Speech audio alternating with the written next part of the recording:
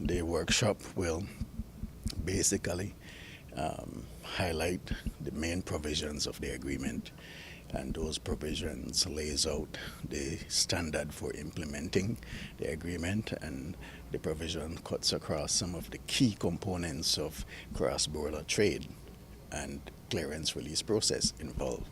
So it touches on some issues such as risk management, which Customs Administration employs in their day-to-day activities.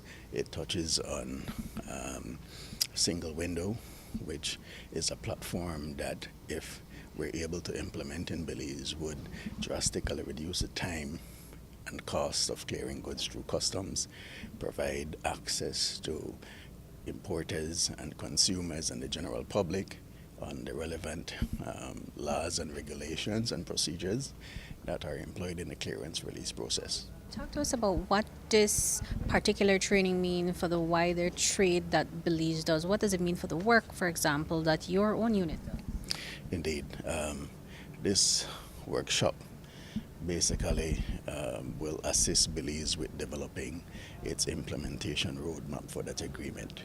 And of course, this agreement is one of a very innovative agreement coming out of the WTO, where you're obligated to implement the agreement.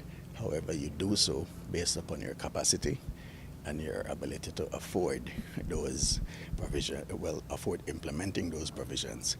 So the roadmap will give Belize the platform to say to donors that this is how we want to go, and this is the resources we require to get there. And because there is a commitment at the international level between donors and developing countries, we would be able to access the finances that are out there to implement the agreement.